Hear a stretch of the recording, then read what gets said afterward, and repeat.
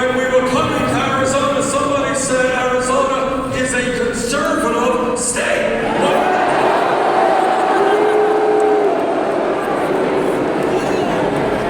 Somebody told me that people are giving up on the political process, not what I see here tonight.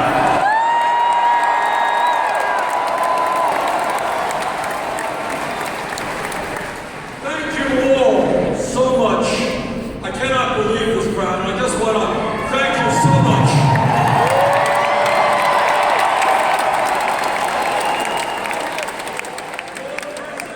Your incredible presence here tonight gives me hope and gives people all over this country hope that when we stand together, when we come together in meetings like this, there is nothing that we cannot accomplish in transforming America.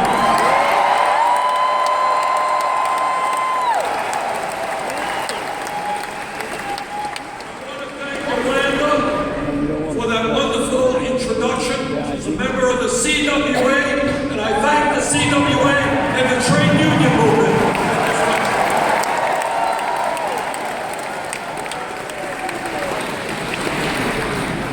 What this campaign is about is pretty simple.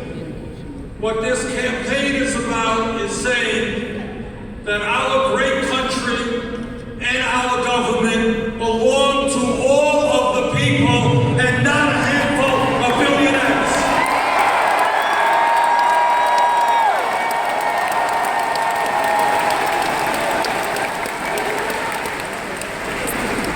What I want to do tonight is to do something that we too rarely do, and that is just lay on the table the important issues facing our country and determine how we can go forward so that government represents all of us and addresses the serious problems that we face. And the first issue that I want to put on the table is the issue of income and wealth inequality.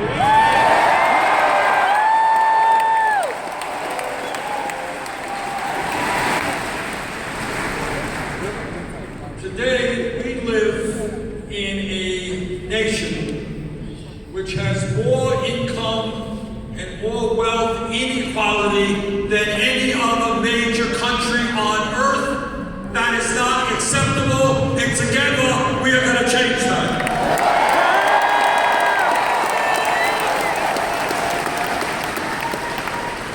If you think about it for a moment, you recognize that the issue of income and wealth inequality is a moral issue.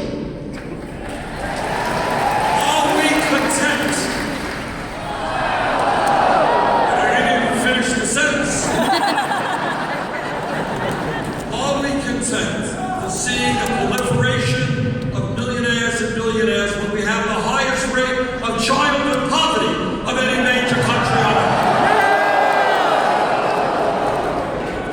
It is a moral issue, but it is an economic issue as well, because our economy cannot do well when so few have so much and so many have so little. My Republican friends think that the CEOs of large corporations are the job creators. You know who the job creators are? You are the job creators. And when working people have money in their pocket, they go out and they buy goods and they buy services, and when they do that, they create jobs. But when millions of people have nothing to spend, we are not creating the jobs that we need.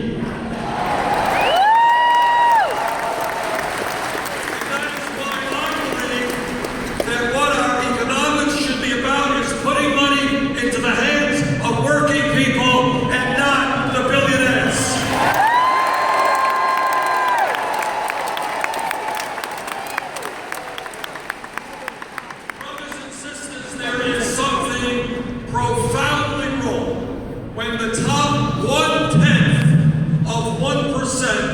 own almost as much wealth as the bottom 90%. There is something profoundly wrong when in the last several years, 58% of all new income created has gone to the top 1%. There is something profoundly wrong when one family, the owners of Walmart, own more wealth than the bottom 40% of the American people. This grotesque level of income and wealth inequality is bad economics, it is unsustainable, and it is not what the United States of America is supposed to be about.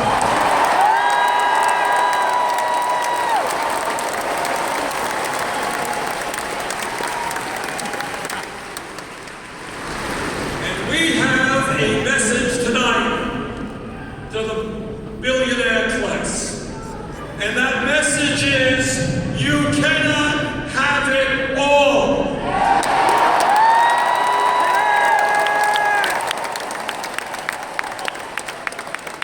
cannot get huge tax breaks when children in Vermont and Arizona go hungry.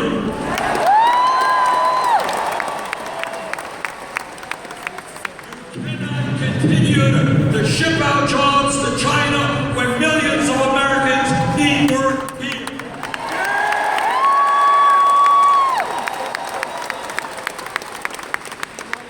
You cannot hide your profits, your billions in profits in the Cayman Islands and other tax havens when we have unmet needs in America that must be addressed.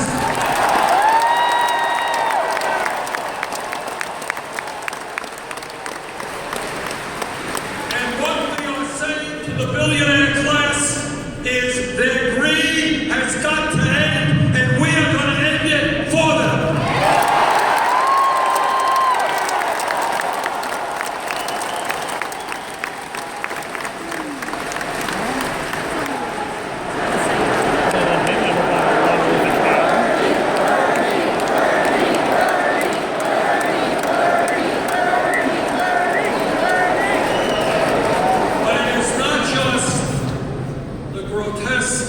An embarrassing level of income and wealth inequality.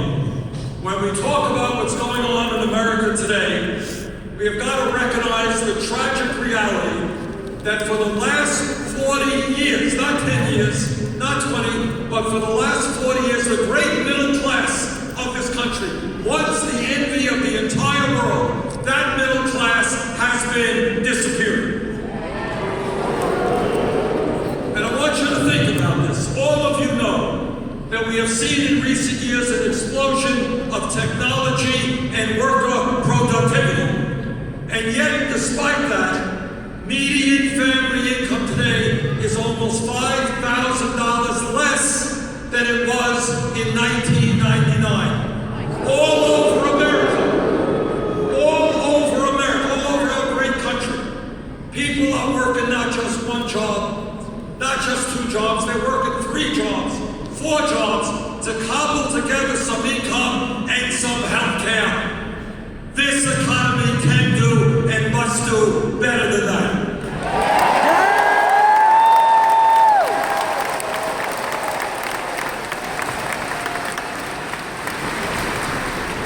Let me say a word about unemployment. Once a month you read the official unemployment results coming from the government, and they tell you that official unemployment is 5.3%. But what they don't tell you is if you look at another government statistic, which includes those people who have given up looking for work, and those people who are working part-time. You know anybody working part-time when they want to work full-time? Yeah. When you add all of that together, real unemployment is 10.5%. And let me tell you something else that we almost never discuss. And that is the tragedy of youth unemployment in this country.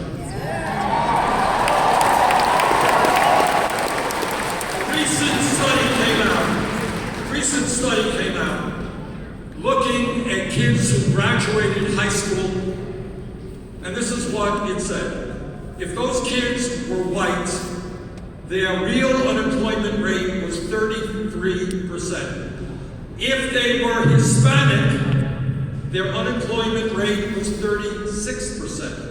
If they were African American, their unemployment rate was 51%. And let me tell you something else. In America today, we have more people in jail than any other country on earth.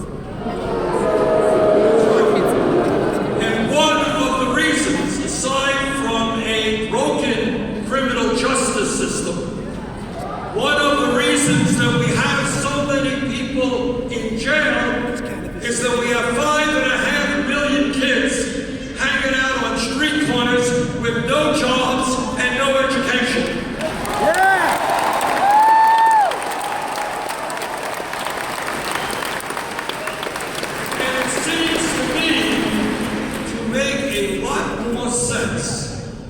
To invest in education and jobs for our kids rather than jail.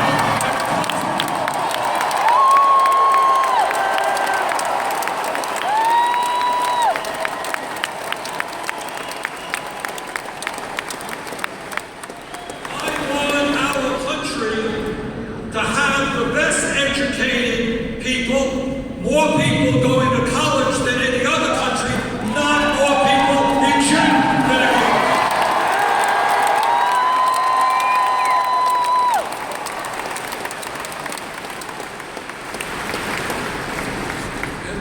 Talk about the economy, it's not just income and wealth inequality, it's not just high unemployment, it is low wages. Yeah. All over our country, in my state, in your state, you got people working 40, 50 hours a week, not earning the money they need to feed their families or put a few bucks in the bank. In Washington, the federal minimum wage is $7.25 an hour. Brothers and sisters, $7.25 is a starvation wage.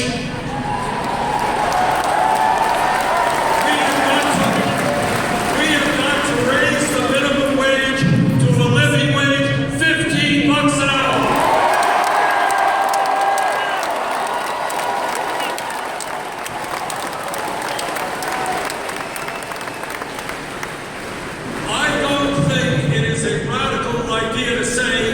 That if somebody works 40 hours a week, that person should not be living in poverty. That's what America should do.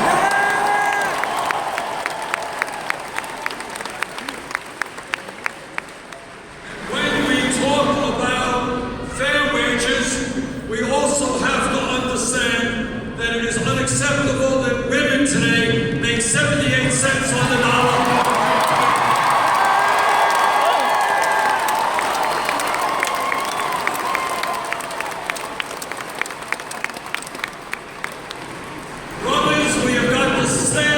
Sisters and fight for pay equity for women.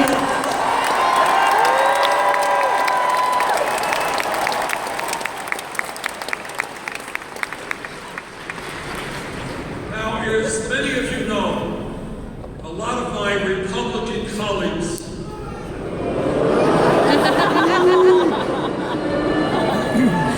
you know what they stand for. Now, let me tell you what they stand for. Some of them. What our Republican colleagues talk about are family values. You ever hear them talk about family values? And this is what they mean by family values.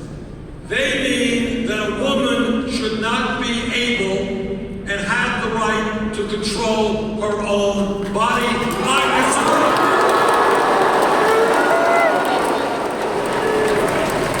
They believe that women, if you can believe this, should not be able to purchase the contraceptives they want. And they believe that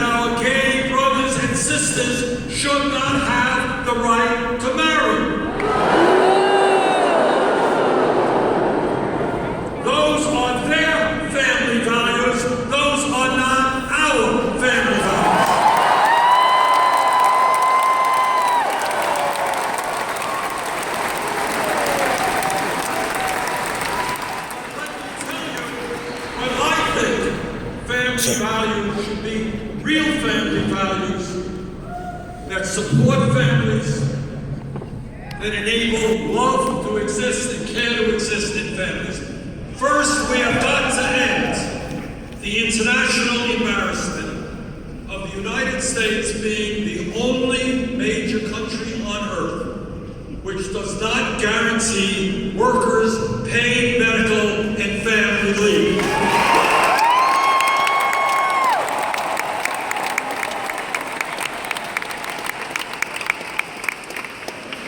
Today in Arizona, today in Vermont, a woman is giving birth. If that woman has ample income, she will be able to stay home, and the father will be able to stay home with that baby, to get to bond with that baby, to get to love that baby, to get to know that baby, in perhaps one of the most important moments in a family's life. But if that woman does not have adequate income, she will be forced to go back to work in 3 days, 5 days, 7 days. That is not a family value. That is exactly the opposite of what a family value is. That is why I will fight for and bring about 12 weeks of paid family value.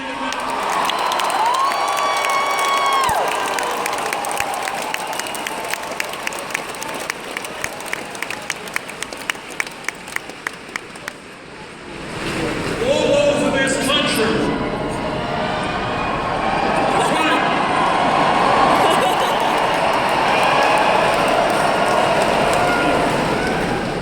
All over this country, we have working people who, when they get sick, they go to work. And they go to work because they have no guaranteed sick time. It's time to end that and provide guaranteed paid sick time for every worker in America.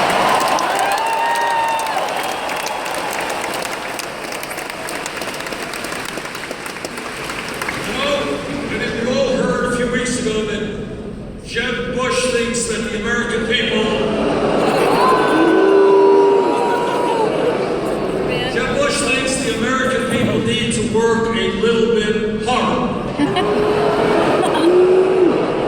Well, he obviously didn't hear the sad reality that the American people already work the longest hours of any major country on earth. Our people do not need to work longer hours, they need higher wages and better income.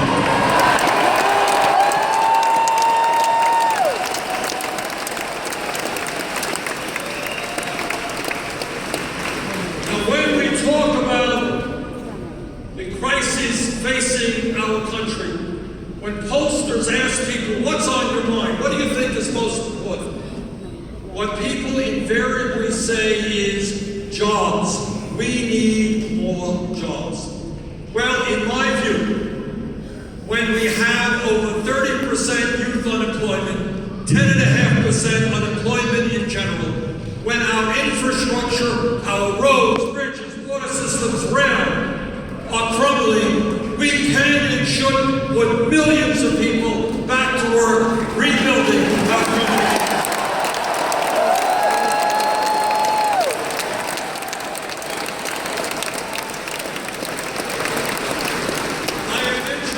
Legislation that would put $1 trillion into our roads and bridges, which would create up to 13 million jobs.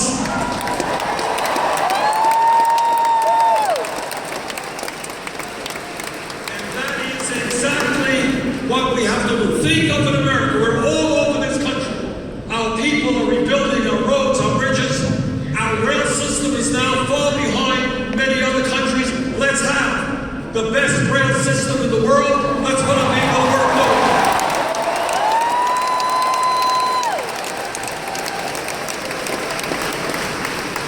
And when we talk about creating jobs, we also have to talk about stopping the loss of jobs because of our disastrous trade policies.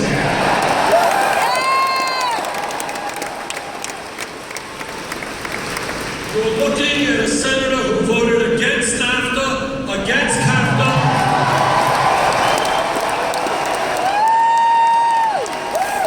against permanent global trade relations with China, and is leading the opposition to this disastrous trade TPP trade agreement.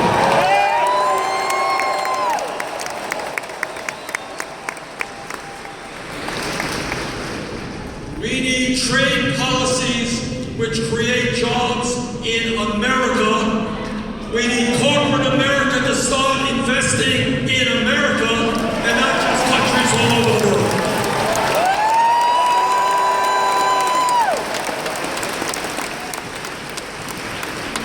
Now, when we talk about what's going on in this country, when we talk about greed, when we talk about recklessness, when we talk about illegal behavior, these are just some of the words that we use to describe Wall Street.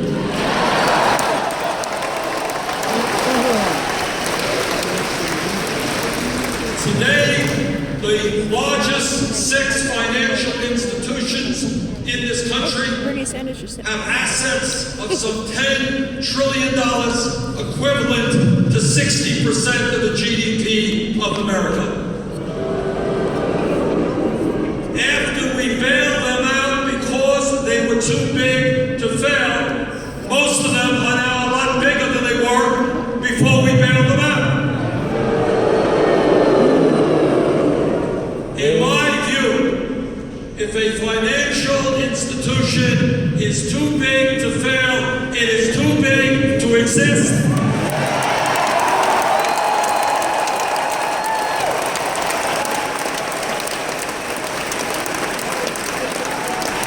That is why I have introduced legislation to break these huge financial institutions up.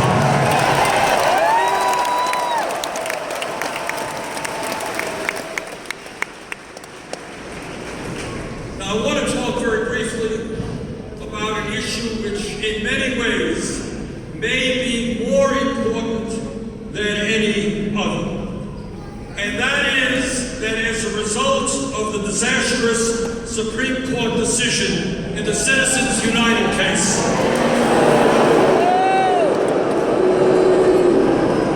the American political system has been totally corrupted, and the foundations of American democracy are being undermined.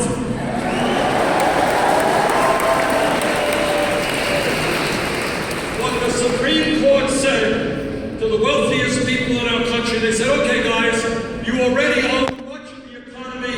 We're now going to give you the opportunity to own the United States government, and that is what they're trying to do.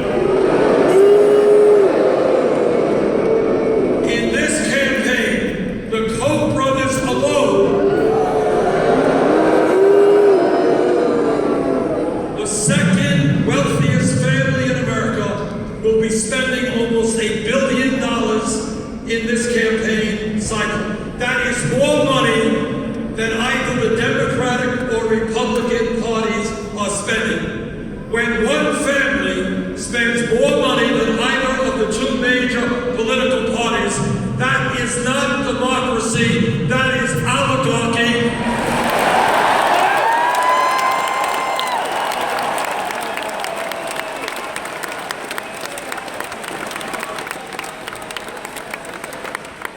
And that is why we have got to overturn Citizens United.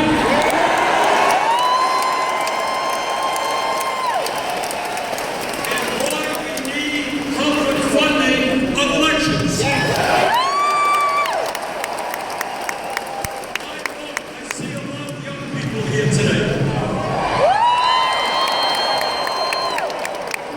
And I want our young people to be able to run for office if they want to and not have to beg money from the rich and the powerful to do it.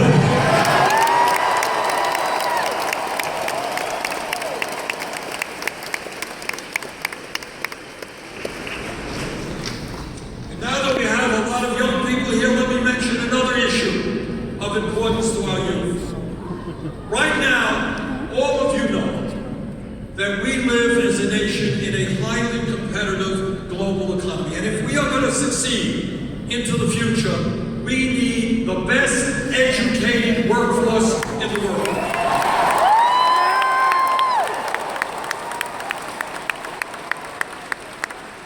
At this moment, if you can believe it, this is how crazy it is. There are hundreds of thousands of bright, hardworking, qualified young people who are unable to get a college education, not because they don't have the ability, but because their family doesn't have the money. So think for a moment what it means to some kid, some low-income kid, some working-class kid who wants to make it into the middle class, but can't go to college because his family lacks the funds. That's wrong. And that is why I have introduced legislation and will fight for as president to make every public college and university in America tuition free.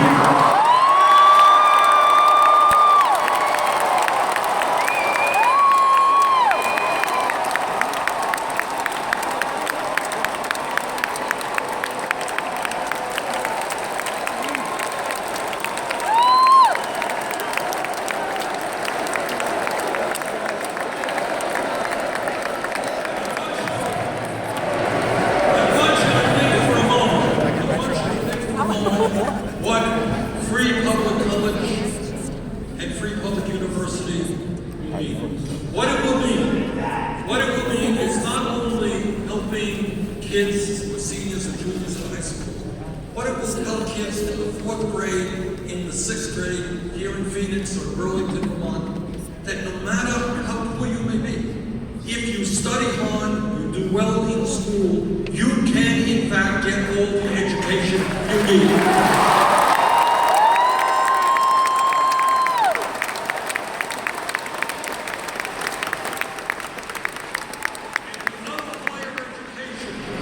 The other higher education issue that we've got to deal with is the absurdity of millions of Americans, some young and some not so young, who are carrying outrageous student debt.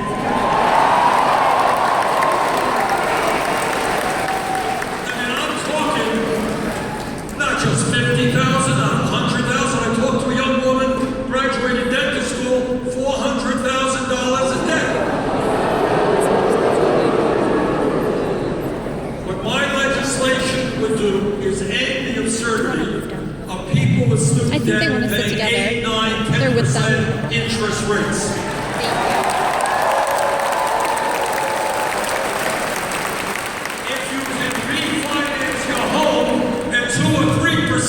You shouldn't be paying 10% on your student debt.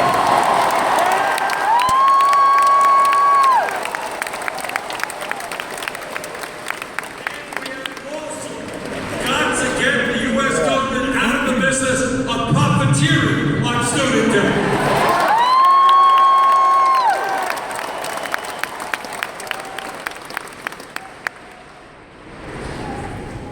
There is another issue that is of such great importance that Pope Francis, in a recent encyclical, focused on it. Yeah. By the way, God bless Pope Francis.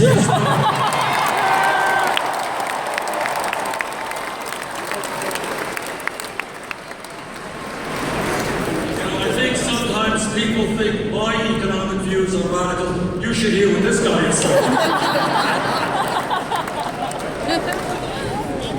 When he talks about money being a god of modern civilization, people worshiping money rather than their brothers and their sisters. But what he wrote about in his recent encyclical is what virtually the entire scientific community is telling us. And that is that we have a moral obligation as adults and parents to leave this planet to our kids and grandchildren in a habitable way.